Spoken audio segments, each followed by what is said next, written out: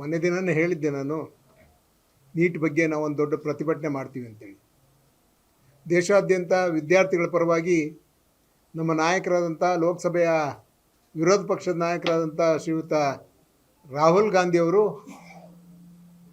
ಎಲ್ಲ ಕಡೆ ತಮ್ಮ ಧ್ವನಿಯನ್ನು ಎತ್ತೋದ್ರ ಮೂಲಕ ಏನು ಇವತ್ತು ನೀಟ್ ಪರೀಕ್ಷೆಯಲ್ಲಿ ಪ್ರಶ್ನೆ ಪತ್ರಿಕೆ ಸೋರಿಕೆ ಆಗ್ತಾಯಿದೆ, ಆ ಪ್ರಶ್ನೆ ಪತ್ರಿಕೆ ಸೋರಿಕೆಯಿಂದ ವಿದ್ಯಾರ್ಥಿಗಳಿಗೆ, ಲಕ್ಷಾಂತರ ವಿದ್ಯಾರ್ಥಿಗಳಿಗೆ ಮತ್ತು ವಿದ್ಯಾರ್ಥಿಗಳ ಪೋಷಕರುಗಳಿಗೆ ಯಾವ ರೀತಿ ಅನ್ಯಾಯ ಆಗಿದೆ, ಯಾವ ರೀತಿ ಅವರು ವ್ಯಾಸಂಗ ಮಾಡೋದಕ್ಕೆ ಕಷ್ಟಪಡ್ತಾ ಇದ್ದಾರೆ, ಮುಂದೆ ನೀಟ್ ಮರುಪರೀಕ್ಷೆ ಆದಂಥ ಸಂದರ್ಭದಲ್ಲೂ ಅವ್ರಿಗೆ ಏನೇನು ತೊಂದರೆ ಆಯಿತು ಅನ್ನೋದ್ರ ಬಗ್ಗೆ ಇಡೀ ದೇಶದ ಜನತೆ ಮುಂದೆ ಈ ಏನು BJPಯ ಮೋದಿ ಸರ್ಕಾರ ಮತ್ತು ಏನು ಶಿಕ್ಷಣ ಸಚಿವರಾದಂಥ ಧರ್ಮೇಂದ್ರ ಪ್ರಧಾನ್ ಅವರ ವೈಫಲ್ಯವನ್ನು ಜನರಿಗೆ ಬಿಚ್ಚಿ ತೋರಿಸಿದ್ದಾರೆ. ಇವತ್ತು ಧರ್ಮೇಂದ್ರ ಪ್ರಧಾನ್ ಆಗಲಿ ಮೋದಿ ಆಗಲಿ ಏನು ಇವತ್ತು ವಿದ್ಯಾರ್ಥಿಗಳಿಗೆ ತೊಂದರೆ ಆಯಿತು, ಆ ತೊಂದರೆಯಿಂದ ಆತ್ಮಹತ್ಯೆ ಮಾಡ್ಕೊಂಡಂಥ ವಿದ್ಯಾರ್ಥಿಗಳ ಬಗ್ಗೆ ಒಂದೇ ಒಂದು ಅವರ ಒಂದು ಸಹಾನುಭೂತಿ ವ್ಯಕ್ತಪಡಿಸುವಂಥ ಒಂದು ಹೇಳಿಕೆಯೂ ಸಹ ಕೊಡದೇ ಇರೋಂಥ ನಮ್ಮ ದೇಶದ ಪ್ರಧಾನಮಂತ್ರಿ, ನಮ್ಮ ದೇಶದ ಶಿಕ್ಷಣ ಮಂತ್ರಿ ಧರ್ಮೇಂದ್ರ ಪ್ರಧಾನ್ ಅವರು ಇವತ್ತು ಏನು ನೀಟನ್ನು ಇದು ಇವತ್ತೇ ಮೊದಲಲ್ಲ, ಇವ್ರ ಕಾಲದಲ್ಲಿ ನೀಟ್ ಪರೀಕ್ಷೆಯಲ್ಲಿ ಸೋರಿಕೆ ಆಗ್ತಾನೇ ಇದೆ. ಒಂದು ಕಡೆ ಇವ್ರದ್ದೇ ಆದಂಥ ಅವರ ಪಕ್ಷದ ಬೆಂಬಲಿಗರಾದಂಥ ಕೋಚಿಂಗ್ ಕ್ಲಾಸನ್ನು ಮಾಡಿಕೊಂಡು ಅಲ್ಲಿ ಪೇಪರ್ಗಳನ್ನು ಅಲ್ಲಿ ಲೀಕ್ ಮಾಡಿಕೊಂಡು ಅಲ್ಲಿಯ ವಿದ್ಯಾರ್ಥಿಗಳಿಗೆ ಮಾತ್ರ ಅನುಕೂಲ ಆಗಂಗೆ ಮಾಡಿ ನಮ್ಮ ರಾಜ್ಯದ ವಿದ್ಯಾರ್ಥಿಗಳಿಗೆ ದೊಡ್ಡ ಮೋಸವನ್ನು ಮಾಡಿದ್ದಾರೆ, ದೊಡ್ಡ ಅನ್ಯಾಯವನ್ನು ಮಾಡಿದ್ದಾರೆ ಇವರು. ಅದಕ್ಕೋಸ್ಕರ ನಾವು ಇವತ್ತು ದೊಡ್ಡ ಮಟ್ಟದಲ್ಲಿ ನಾಳೆ ಪ್ರತಿಭಟನೆಯನ್ನು ಮಾಡ್ತಾಯಿದ್ದೀವಿ.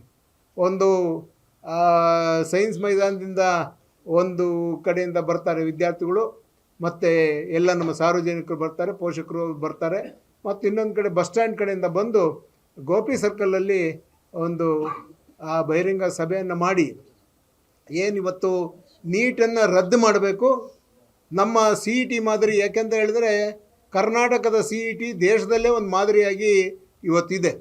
ಇವತ್ತು ಯಾವ ರಾಜ್ಯದಲ್ಲೂ ಮಾಡದೇ ಇದ್ದಂಥ ಸಂದರ್ಭದಲ್ಲಿ, ಕಾಂಗ್ರೆಸ್ಸಿನ ಸರ್ಕಾರ ಇದ್ದಂಥ ಸಂದರ್ಭದಲ್ಲಿ ವೀರಪ್ಪ ಮೊಯ್ಲಿಯವರು CETನ ಜಾರಿಗೆ ತೊಗೊಂಬಂದರು.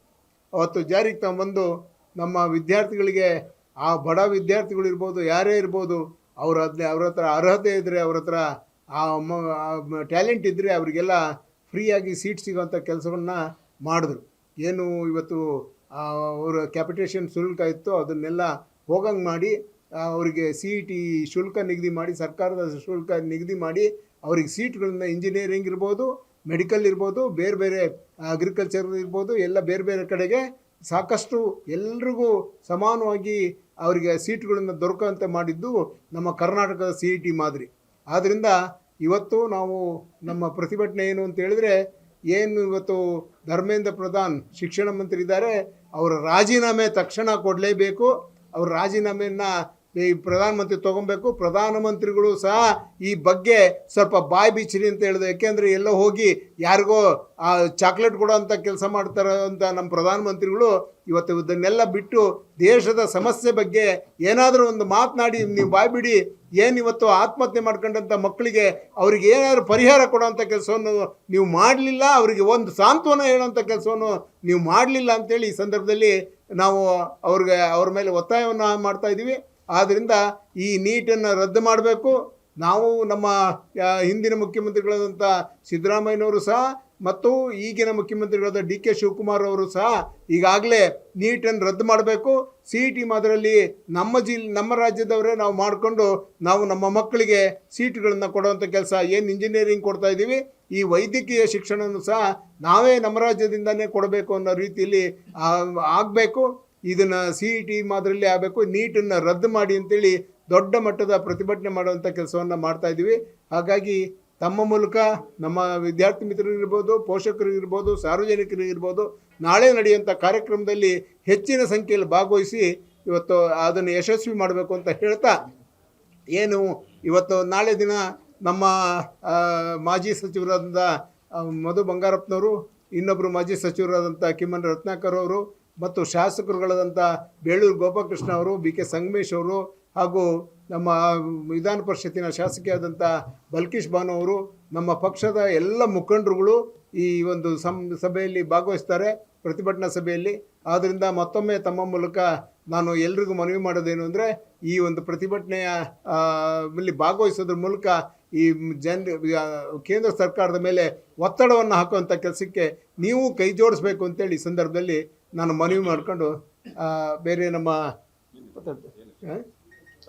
ನಾಳೆ ತಾವೆಲ್ಲ ಆ ಕಾರ್ಯಕ್ರಮದಲ್ಲಿ ನೀವು ಬಂದು ಭಾಗವಹಿಸಿ ಅದಕ್ಕೆ ಹೆಚ್ಚು ಪ್ರಚಾರ ಕೊಡಬೇಕು ಅಂತೇಳಿ ಈ ಸಂದರ್ಭದಲ್ಲಿ ನಾನು ನಿಮ್ಮನ್ನು ಮನವಿ ಮಾಡ್ತಾಯಿದ್ದೀನಿ. ಸೈನ್ಸ್ ಮೈದಾನದಿಂದ ಗೋಪಿ ಸರ್ಕಲ್ ಶ್ರೀ ವಿಶ್ವಪ್ಪ ನಾಯಕ್ ಚರ್ಚಿಂದ ಬರ್ತದೆ, ಆಮೇಲೆ ಒಂದು ಕಡೆ ಬಸ್ ಸ್ಟ್ಯಾಂಡಿಂದ ಬರ್ತದೆ. ಅವರೆಲ್ಲ ಸೇರಿಬಿಟ್ಟು ನೆಹರು ರೋಡಲ್ಲಿ ಬಂದು ಗೋಪಿ ಸರ್ಕಲಲ್ಲಿ ಒಂದು ಪ್ರತಿಭಟನಾ ಸಭೆ ಮಾಡ್ತೀವಿ. ಟೈಮಿಂಗ್ಸು ಒಂದು 10-10:30 ಸ್ಟಾರ್ಟ್ ಆಗುತ್ತೆ. 11:00ವರೆಗೆಲ್ಲ ಅಲ್ಲಿ ಪ್ರತಿಭಟನಾ ಸಭೆ ಮಾಡ್ತೀವಿ.